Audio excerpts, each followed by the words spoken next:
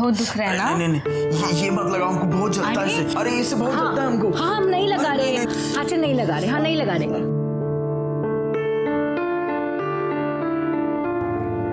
अरे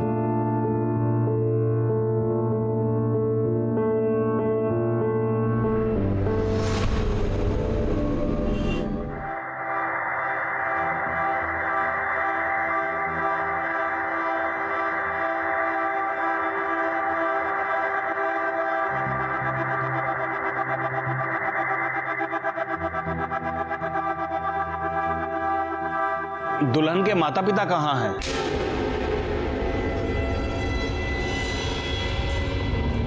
वो नहीं आएंगे, अब विधि शुरू कीजिए।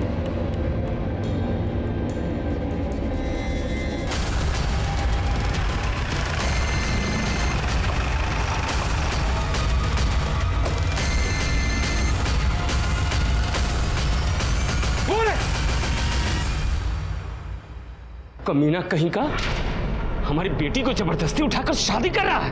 नहीं सर, रुक्मिणी अपनी मर्जी से शादी कर रही है ये। अरे काहे के पीछे हटिए, हम है ना यहाँ। तुम बताओ, ये शादी तुम्हारी मर्जी के खिलाफ हो रही है? नहीं सर, ये शादी हम अपनी मर्जी से कर रहे हैं। अरे काहे की मर्जी? सर, ये हमारी नाबालिग बेटी को बहला फुसला रहा है। नहीं सर, हम नाबालिग नहीं है, हमने 2016 में 10वीं पास की थी। ये देखिए, हम 19 साल के हैं। अरे ये सर्टिफिकेट सब झूठा है सर। अब आप झूठ क्यों बोल रहे हैं? ये जब छोटी थी ना तो हम इसका दाखिला 5वें में करवा दिए थे सीधे। अभी 18 की भी नहीं हुई है। तुम बहुत जवानी फूट रहा है तुम्हारा। अभी बताते हैं तुमको। रुकिए रुकिए, कैसी बातें कर रहे हैं आप? आपकी बेटी है ना ये? आपके मुंह से ऐसी बातें शोभा देती हैं उसके लिए? और ये जो हमारे मुंह पे कालिक पोत रही है, इसका क्या सर? ये देख रहे हैं, इसके पास सबूत है कि ये बालिग है। आपके पास कोई ऐसा सबूत है कि ये नाबालिग है? अरे इसे शादी करने से कोई नहीं रोक सकता। पीछे हटाइए ना, आप भी पीछे हटिए। चलिए आप कीजिए।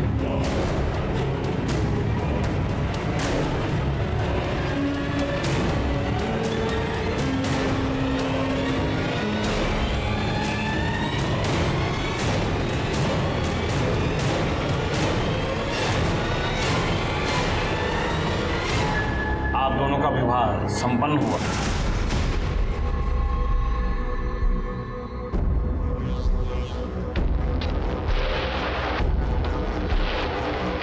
देखिए, हम समझ सकते हैं कि आपको बहुत तकलीफ हुई होगी।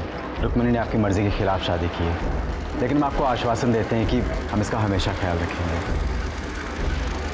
अगर हो सके तो हमारे नए जीवन के लिए हमें आशीर्वाद दीजिए। ये क्या कर रहे हैं आप लोग? हमारा हाथ आपके ऊपर भी उठ सकता था, लेकिन रुक्मिणी के पिता हैं। आपकी बेइज्जती करेंगे तो उसको दुख होगा। तो हमको मारेगा? हमको मारेगा ये? पापा नहीं, छोड़ो। क्या है ये सब? अगर ऐसे गुंडागर्दी करोगे तो अरेस्ट कर ले जाओगे।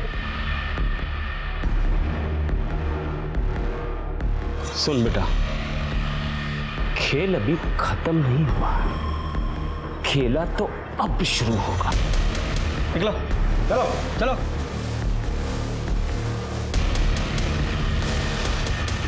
चलिए।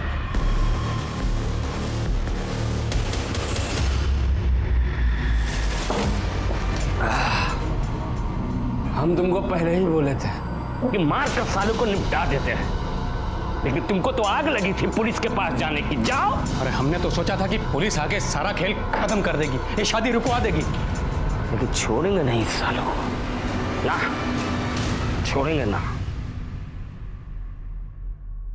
पंकज यार, थोड़ा जल्दी हाथ चलाओ यार, सुबह से कोई काम आगे बढ़ता ही नजर नहीं आ रहा है हमको।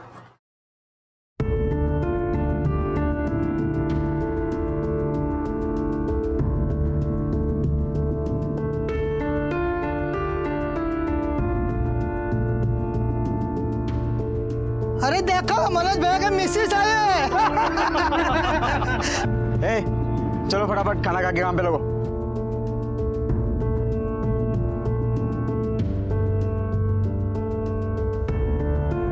कैसा बना है? तुम खाई? हम खा लेंगे। अरे अभी खाओ हमारे साथ, हम खिलाएंगे तुमको अपने हाथों से।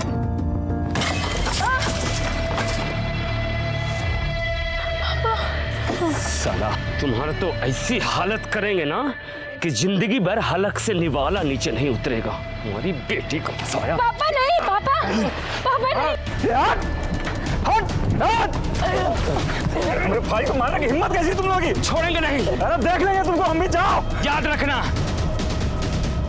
मने चल, निकलो।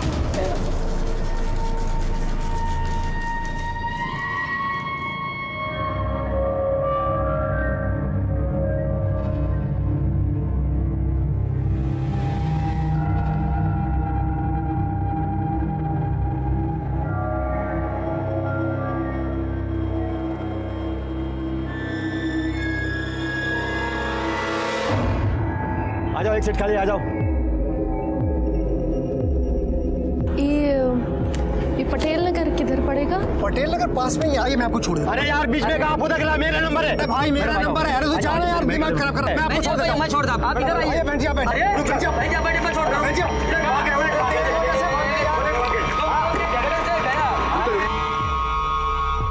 अरे अरे आग लग गई, आग लग गई, आग लग गई। अरे नहीं, आग बुझा नहीं है। अरे पानी आ गया।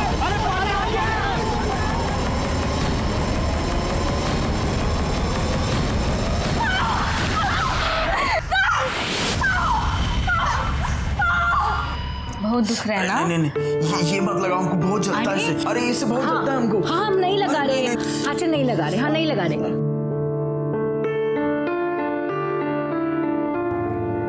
अरे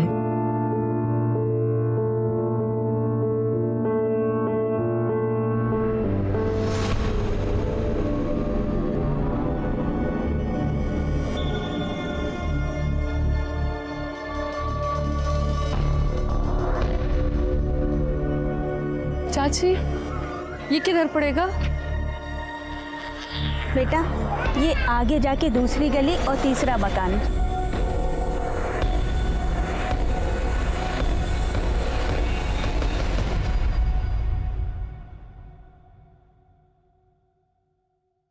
चलिए उठिए, काढ़ा पी लीजिए, आपका बदन दर्द ठीक हो जाएगा।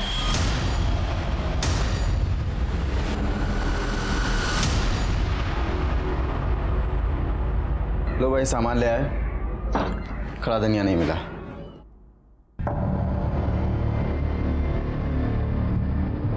क्या हुआ?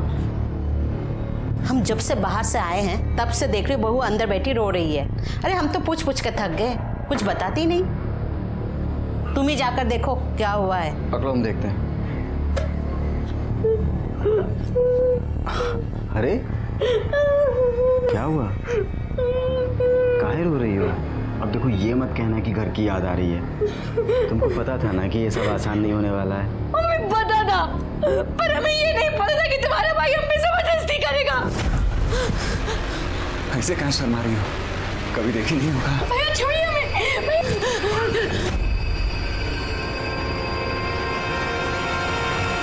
पागल हो गई है क्या? हमारा भाई हमारे लिए भगवान से भी बढ़कर है। उसके ऊपर इल्जाम लगा रही है तू। हम इल्जाम नहीं लगा रहे, हम सच बोल रहे हैं। झूठ बोल रही है। हम तो बीमार हैं, बाहर सो रहे थे। अच्छा, हम झूठ बोल रहे हैं? जब गंदा काम करने में शर्म नहीं आई, तब मारने में काहे आ रही है?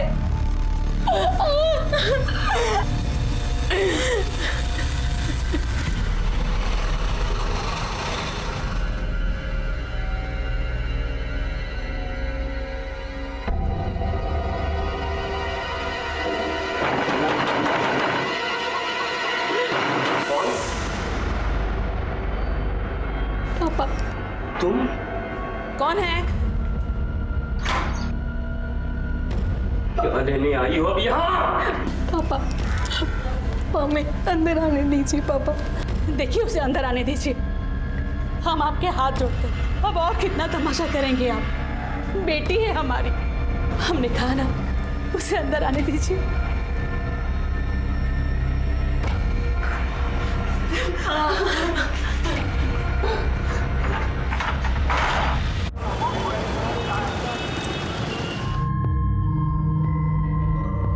ऐसा बहू पर हाथ नहीं उठाना चाहिए था।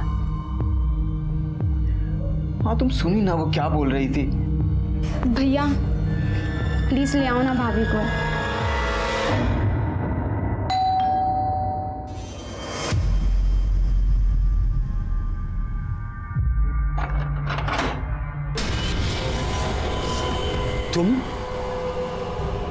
तुम यहाँ क्या कर रहे हो? चले जाओ यहाँ से, नहीं तो यही जिंदा जमीन में गाड़ देंगे। निकलो निकलो यहाँ से। ये क्या कर रहे हैं? भगवान के लिए बस कीजिए। ये दामाद जी है हमारे, जो हुआ सो भूल जाइए। हमारी बेटी की जिंदगी बर्बाद मत कीजिए। हम रुक्मणी को लेने आए। रुक्मणी को लेने आए? दोबारा ये देखिए एक बार मेरी बात मान लीजिए। रुक्मणी के लिए, मेरे लिए।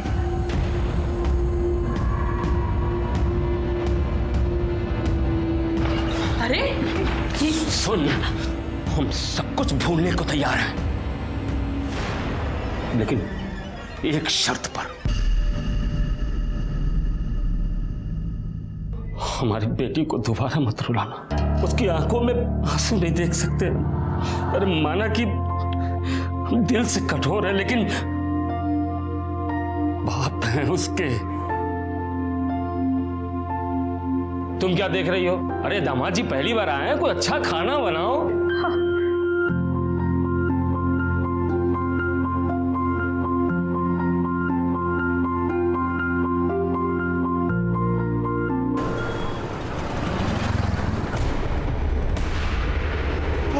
अरे आग लग गई, आग लग गई।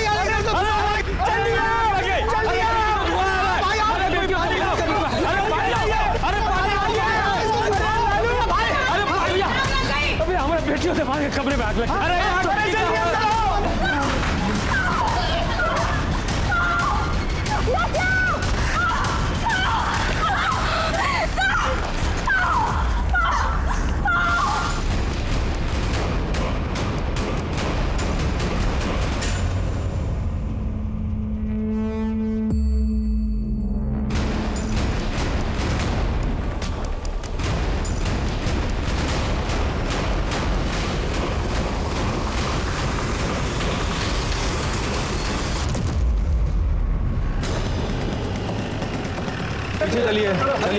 चलिए पीछे सर 2 लोगों की बॉडी थी, मनोज और रुक्मणी। काफी बुरी तरह से जल गए थे। मनोज की तो मौका वारदात पर ही मौत हो गई। रुक्मणी को हॉस्पिटल भेज दिया गया। ये रही सर मनोज की बॉडी।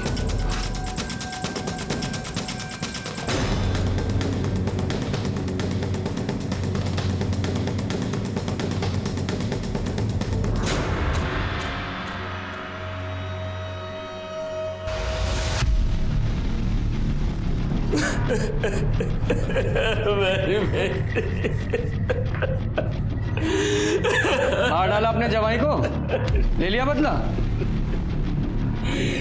नहीं सर, हमने कुछ नहीं किया। हमने तो उन्हें माफ भी कर दिया था। वो दोनों यहाँ क्या कर रहे थे? रुक्मिणी 1 दिन पहले यहाँ आई थी, तो शायद मनोज ने उसे थप्पड़ मार दिया था, तो वो चिढ़कर हमारे घर आ गई। और मनोज ने उसे थप्पड़ क्यों मारा था? हमें क्या पता था। रुक्मिणी की माँ ने भी उससे पूछा, लेकिन उसने कुछ नहीं बताया। हाँ, फिर कल शाम मनोज हमारे घर आया। मुझे गुस्सा तो बहुत आया, लेकिन मैंने सोचा कि चलो जाने दो, बात बढ़ाने से क्या फायदा। एक ही तो बेटी है। और यहाँ तक कि कल रात में हम लोगों ने साथ में खाना भी खाया था। हम सब बहुत खुश थे साहब। ये देखिए, कल रात में हम लोगों ने तस्वीर भी ली थी, लेकिन हमें क्या पता था कि ये सब। ये आग कैसे लगी? हमें नहीं पता साहब। हम तो रात में सो रहे थे, तभी रुक्मिणी के कमरे से चीखने की आवाज आई। फिर उसके कमरे से धुआं निकलने लगा। पड़ोसी आए और उन्होंने दरवाजा तोड़ा, और उसके बाद। सच बोल रहा हो? सच बोल रहा हूँ। पर दिखाई नहीं दे रहा, क्योंकि मनोज से तो तुम बहुत नफरत करते थे। लग नहीं रहा सच बोल रहे हो। सच बताओ क्या हुआ था, वरना जेल में डाल के सड़ा दूंगा। नहीं साहब, जब रात में हमारी नींद खुली तो रुक्मिणी के कमरे से लड़ने झगड़ने की आवाज आ रही थी। हमने सोचा कि चलो पति पत्नी का झगड़ा होगा, कल तक खत्म हो जाएगा। फिर हम बाथरूम चले गए। बाथरूम से जब वापस आ रहे थे तो देखा कि मनोज मिट्टी के तेल का डब्बा लेकर कमरे के अंदर जा रहा और जाकर उसने दरवाजा बंद कर लिया। हमने दरवाजा खटखटाया लेकिन उसने दरवाजा नहीं खोला। अभी कुछ सोच ही रहे थे तभी रुक्मिणी के कमरे से चीखने चिल्लाने की आवाज आने लगी। हमने दरवाजे के छेद से झांक कर देखा तो मनोज रुक्मिणी को जला दिया था साहब। फिर हमने देखा कि मनोज को भी आग लग गई है। पड़ोसी आए, उन्होंने दरवाजा तोड़ा लेकिन तब तक मनोज मर चुका था साहब। तुम्हारा भाई कहाँ है? वो अस्पताल गया साहब। बाकी लोगों के बयान लो, बॉडी को मॉर्ग में भेजो, मनोज के घर वालों को भी बुलाओ। ठीक है सर।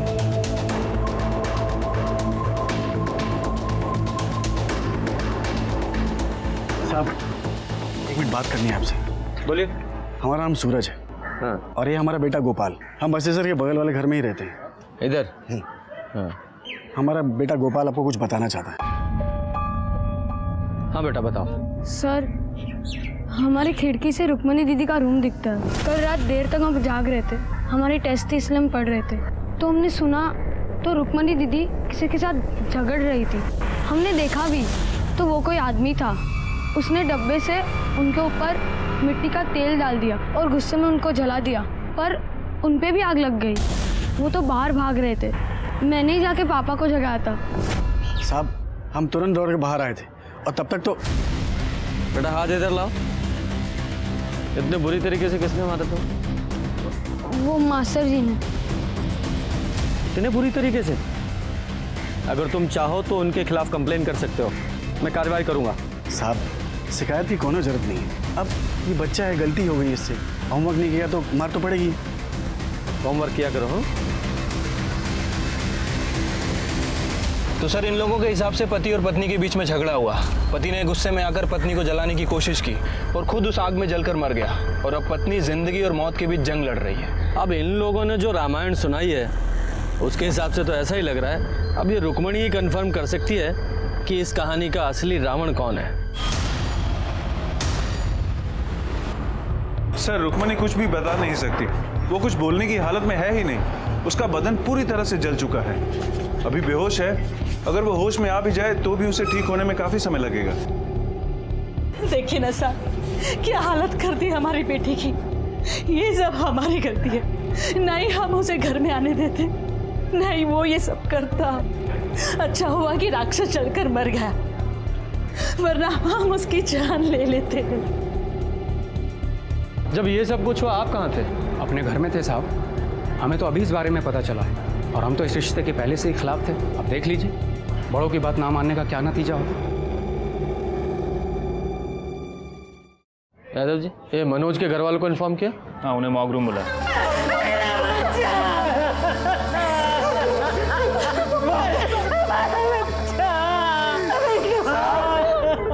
उस प्रोफेसर ने हमारे भाई को मारा साहब, छोड़िएगा मत साहब उसको। आप शांत हो जाइए। देखिए बॉडी में तो और कुछ बचा नहीं है, लेकिन हमें बॉडी में एक कड़ा मिला है। आप पहचानते हैं इसे? साहब ये कड़ा मनोज का साहब, उसके पिछले जन्मदिन पे हम उसको गिफ्ट में दिए थे साहब। साहब ये सब कुछ उस रुक्मिणी के बाप ने किया साहब।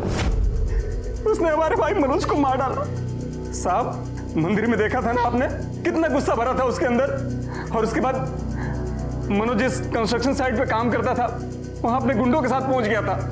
वो तो ठीक टाइम पर मैं और कुछ लेबर आए तो बीच बचाव किया, नहीं तो हमारे भाई को उसी दिन मार डालता वो साहब। जब इतना गुस्सा भरा था तो अचानक मान कैसे गया वो? जब इस बसेसर ने मनोज के साथ कंस्ट्रक्शन साइट पे मारपीट की थी तो आप लोगों ने पुलिस कंप्लेन क्यों नहीं की? हमने उससे कहा था बात ना बढ़ाए, रिश्तेदारी वाली बात थी। अब बेटी भाग जाएगी तो गुस्सा तो आएगा ना। इतना गुस्सा कि हमारे बेटे की जान ही ले ली। ये रुक्मणी के घर वालों ने हमें बताया कि मनोज ने रुक्मणी के साथ कुछ मारपीट की थी और इसलिए वो अपने मायके आ गई थी। ये बता सकते हैं पति पत्नी में किस बात को लेकर झगड़ा हुआ था? साहब पति पत्नी तो लड़ते रहते हैं, कौन सी बड़ी बात है। और मनोज थोड़ा गुस्से वाला था और रुक्मणी बहुत जल्दी चिढ़ जाती थी। बात क्या हुई थी साहब, हमें कुछ नहीं पता। हमें बिन बताए उसने गुस्से में अपने मैके जाके बैठ गई। साहब हमने मनोज से कहा था उसे मना ले आए। साहब हमें क्या पता था, हम खुद ही मेरे बेटे को मौत के मुंह में भेज रहे। क्या फिर से नौकरी छोड़ दी? तुम्हारे पैर में चक्री लगी है क्या? किसी नौकरी पे टिकते ही नहीं हो। तुम उसकी छोड़ो, वो मैं देख लूंगा। हाँ, बाद में बात करता हूँ। मेरे छोटे भाई को ना पहले मेरी शादी करनी है, फिर नौकरी करनी है। सही तो कह रहा है सर। अच्छा, तुम भी उसी का साथ दोगे? अपडेट बताओ। सर ये मनोज की पीएम रिपोर्ट है सर। बॉडी 80% जली हुई थी सर, और बॉडी पे कहीं भी कोई एक्सटर्नल इंजरीज और ट्रॉमा के निशान नहीं है। यादव जी, ये मनोज के घर वालों का कहना है कि मनोज काफ़ी गुस्से वाला था जी, और ये रुक्मणी ये भी काफ़ी शॉर्ट टेम्पर्ड थी। तो हो सकता है उस रात रुक्मणी और मनोज का झगड़ा हुआ हो और गुस्से में मनोज ने रुक्मणी को जला दिया और गलती से उसी आग में खुद जलकर मर गया। तो उस हिसाब से रुक्मणी विक्टिम और ये मनोज कल्प्रिट।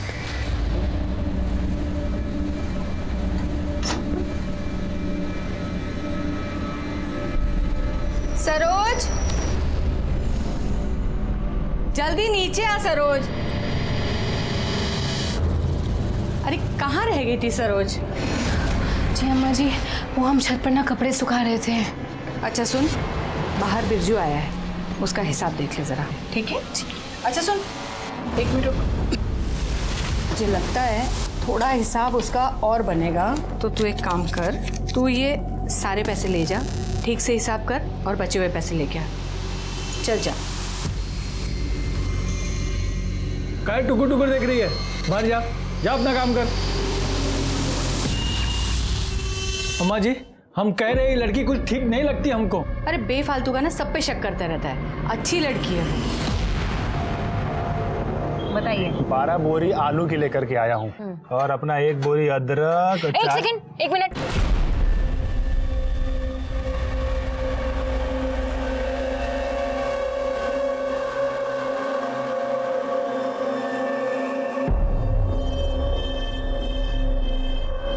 क्या ये काहे ऐसे बत्तीसी दिखा रहे हो हमें? हाँ, ये लो, काम करो, काम पे ध्यान दो।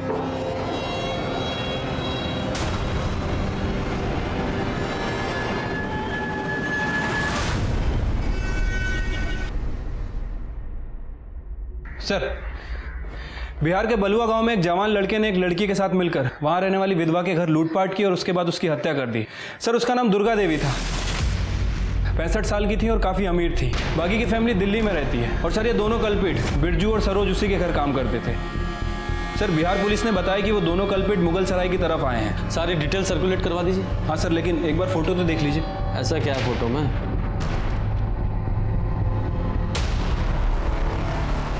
ये तो रुक्मणी जैसी लग रही है, लेकिन वो तो हॉस्पिटल में है। ये बिहार में कैसे हो सकती है? यादव जी, ये रुक्मणी की फाइल निकालो।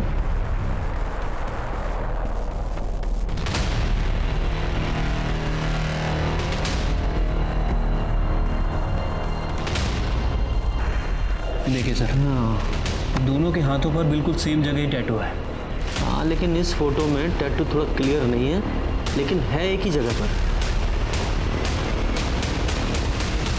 Good job Yadav ji. अब इस रुक्मणी से मिलने का वक्त आ गया है, चलो।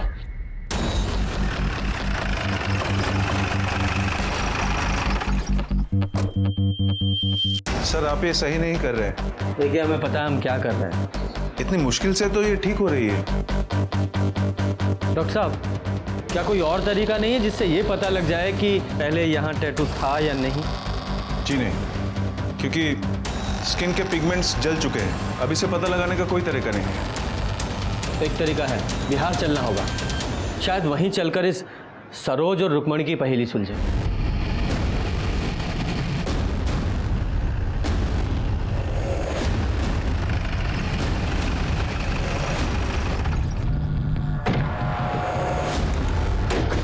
यही घर है सर।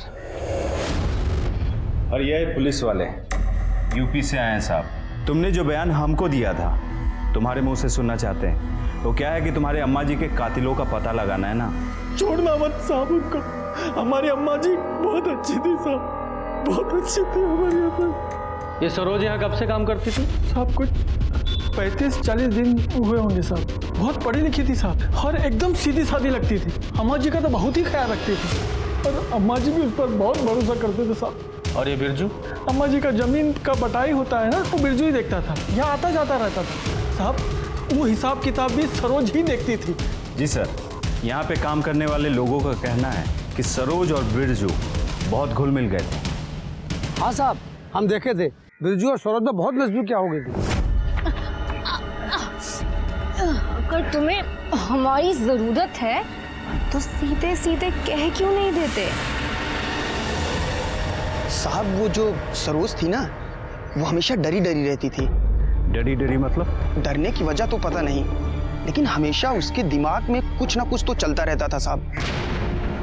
ये सरोज कहाँ की रहने वाली थी? पता नहीं साहब। पता नहीं? तो फिर मिली कहाँ? हम वो अप्रैल में पटना गए थे, आके देखा तो यहाँ काम कर रही थी वो। आपने सरोज के बारे में बाकी गांव वालों से बात की? जी सर, लेकिन किसी को भी नहीं पता है कि वो कहाँ से आई थी और यहाँ तक कैसे पहुँची। साहब हम एक चीज हमेशा देखते रहे कि जब भी अम्मा जी लाकर खोलती थी ना तो उसकी आँख खुल जाती थी। सच में हम कह रहे साहब कि सब कुछ उसका ही किया धरा है। बिरजू को भी उसी ने फंसाया है साहब। साहब वहाँ अम्मा जी का लाश लाकर के पास पड़ा था और उस वक्त लाकर खुला था साहब। सर फ्लावर वॉश को वेपन की तरह यूज किया गया था, जिसे हमने फॉरेंसिक में जमा करा दिया है। ये सरोज के पास कोई मोबाइल था? नहीं साहब, नहीं था। ये अम्मा और बिरजू के पास तो होगा? हाँ, उनके पास था साहब। सर बिरजू अपना मोबाइल एक मजदूर को देके गया था, जिसमें मोबाइल डेटा इरेज था और कोई सिम भी नहीं था। सर हमने अम्मा जी और बिरजू की मोबाइल की CDR रिपोर्ट और मोबाइल लोकेशन दोनों मंगवाई, जल्दी ही मिल जाएगी। गुड। सर बिरजू के मोबाइल लोकेशन और मोबाइल डिटेल्स में कुछ भी सस्पिशियस नहीं है, लेकिन सर ये अम्मा जी नटवा गांव में भीमा के कांटेक्ट में थी। ये भीमा कौन है? हिस्ट्री शीटर है सर। ह्यूमन ट्रैफिकिंग के केस में कई बार पकड़ा गया, पर हमेशा बेल पे छूट जाता है। लेकिन सर मेरी समझ में ये नहीं आ रहा है कि दुर्गा देवी उससे बात क्यों करती थी। वो भी पता चल जाएगा।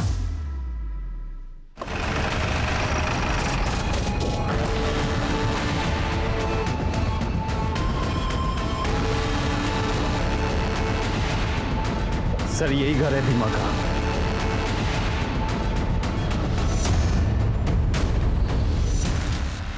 यहाँ तो ताला लगा है। कैसे पता लगाएं सर, कहाँ गया होगा?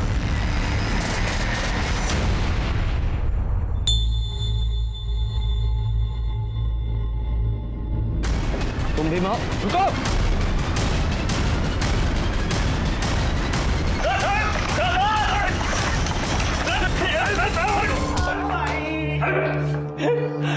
कितना मारते हो तुम लोग? बहुत लगा? जी साहब। अच्छा पानी पियोगे? हाँ साहब। ठीक है पिलाते हैं, पर पहले सच बताओ। सरोज को तो जानते हो, कौन है, कहाँ से आई थी, सारी डिटेल्स बताओ उसकी। साहब हम कसम खा के कहते हैं, हमको नहीं पता है साहब।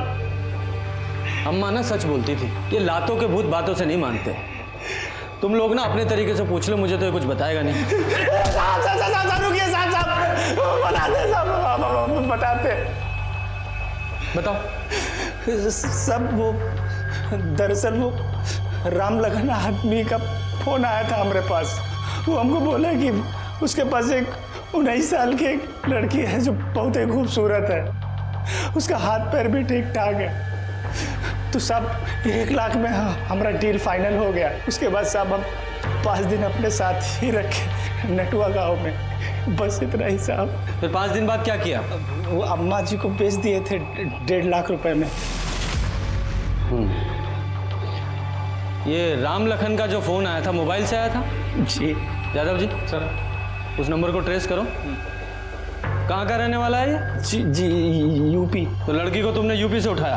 साहब ये तो हमको पता नहीं है, लेकिन यूपी और बिहार का जो बॉर्डर है ना, वहीं पर लेन देन हुआ था। कब हुआ था? 11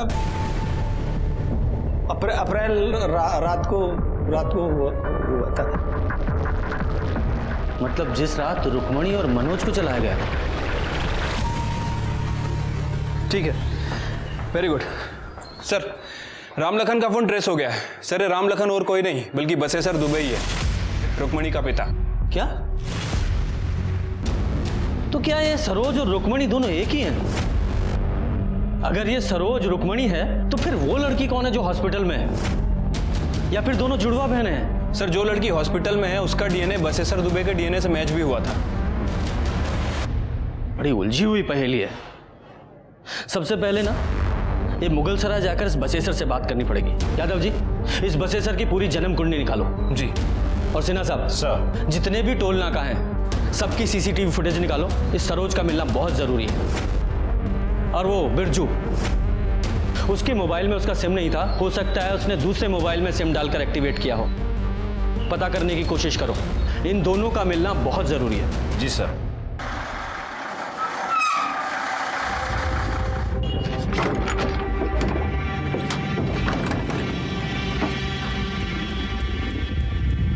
सुनिए, हम ऐसे कब तक इधर उधर भागते रहेंगे?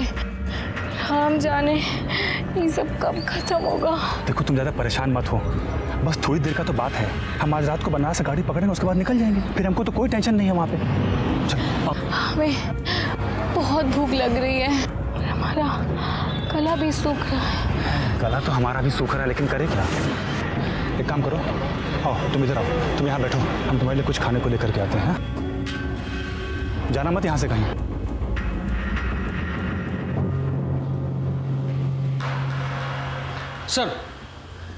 सर बसेसर के बारे में एक इन्फॉर्मेशन मिली है।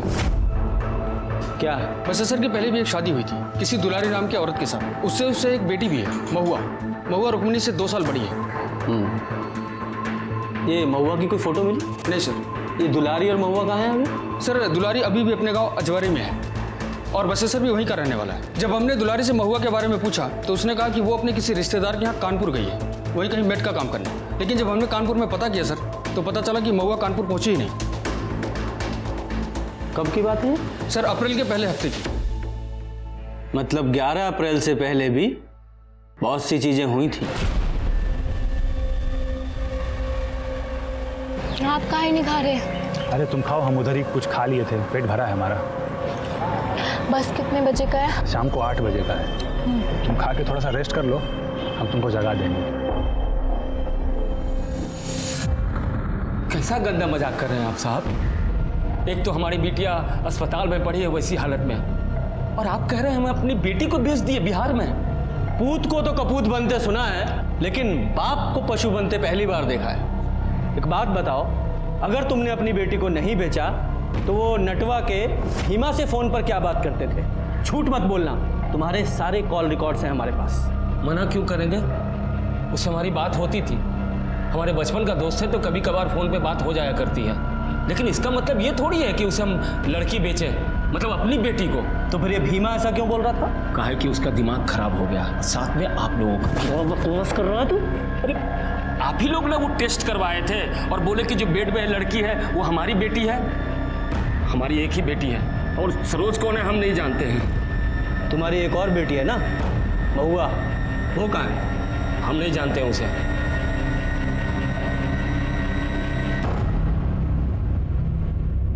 ठीक है, जाओ।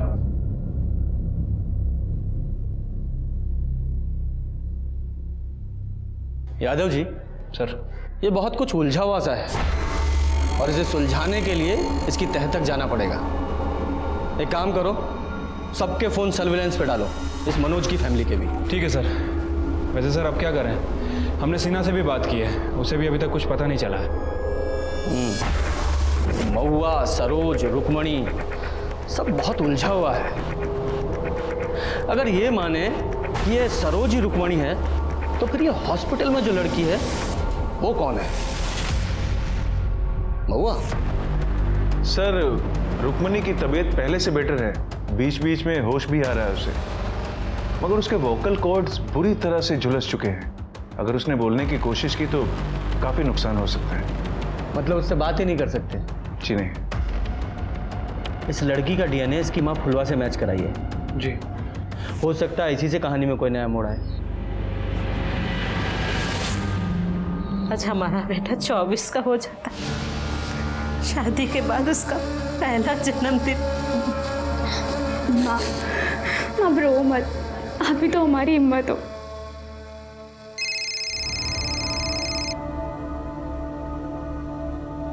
हेलो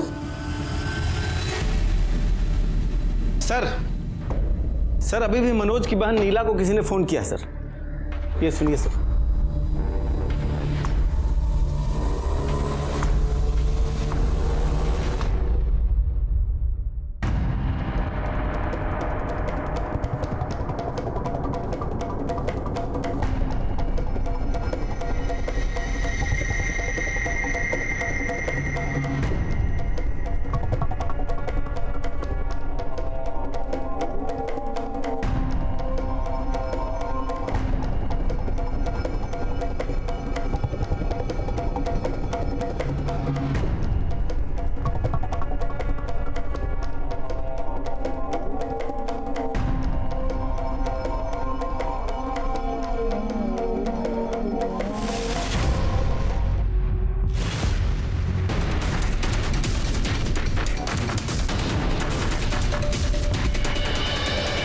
कैसी हो? यार नहीं रहे। सरोज, ले चलो इसे।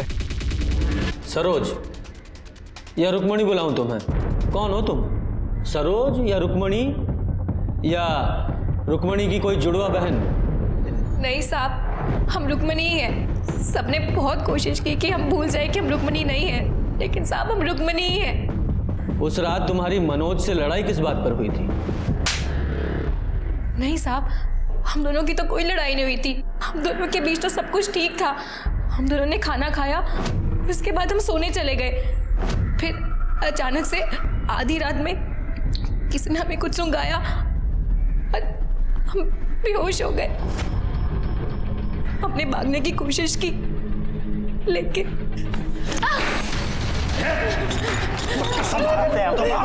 हम तुमको ना अम्मा के पास भेज दिए।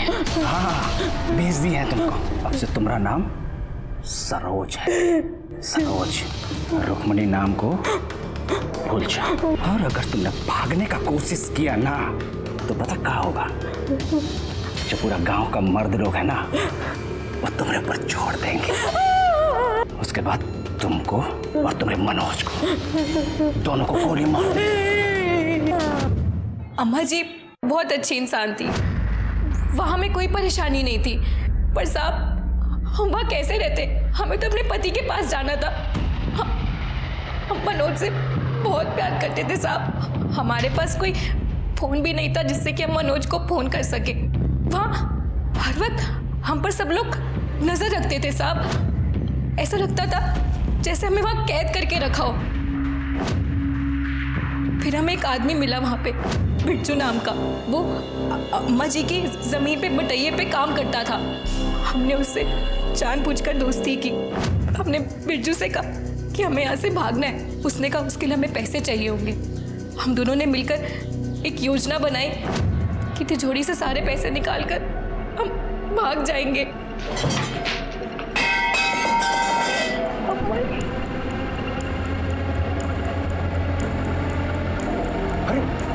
अच्छा पैसा कहाँ है इसमें? तुमने कहा बहुत सारे पैसे हैं।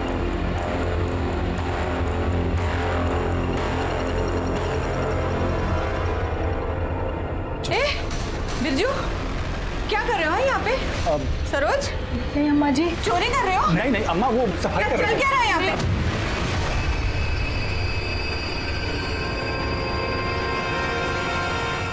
तो तुम यहाँ मुगल सराय आना चाहती थी मनोज के पास? हाँ साहब, और हमें पता चला फिर साहब हम इधर उधर भागते रहे। हरिदासपुर बस स्टैंड पर बिरजू ने हमारे खाने में नशे की गोली मिला दी और हम बेहोश हो गए। बिरजू वो बैग लेकर भाग गया जिसमें सारे पैसे थे। फिर हमने एक आदमी के फोन से नीला को फोन किया।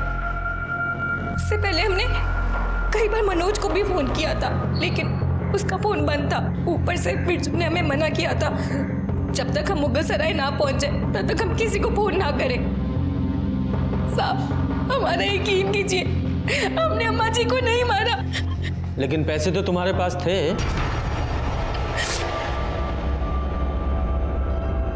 हाँ साहब, जब बिरजू ने खाना खाने से मना किया तब हमें उसकी नीयत पर थोड़ा सा शक हुआ, तो हमने पैसे अपने पास छुपा लिए थे। मनोज ने तुम्हें किस बात पर मारा जो तुम मायके चली आई थी? उसके भाई राजेश ने हमारे साथ करने की कोशिश की थी। हमने मनोज को बताया भी साहब, पर उसने हम पर यकीन नहीं किया। सर, डीएनए रिपोर्ट आ गया है।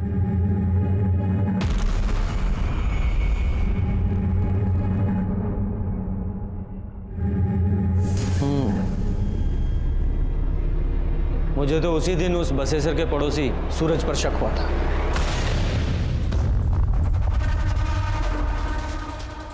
तुमने पुलिस से झूठ क्यों बोला? देखिए साहब, आप हमारे बच्चे के साथ ऐसे सवाल जवाब नहीं कर सकते। अच्छा, उस दिन तो तुम ही लाए थे ना इसे बयान दिलवाने के लिए। अब क्या हुआ? बेटा, झूठ बोला था ना उस दिन तुमने। सर, हमें कुछ नहीं पता था, हमने कुछ देखा भी नहीं था। वो तो पापा और बसेसर चाचा ने जो कहने को बोला था वो अपने आप को कह दिया।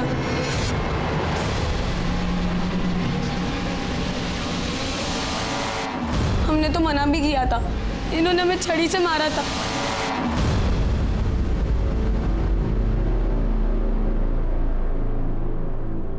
तुम्हारे खिलाफ सारे सबूत हैं हमारे पास। अब फटाफट सारी सच्चाई बताओ।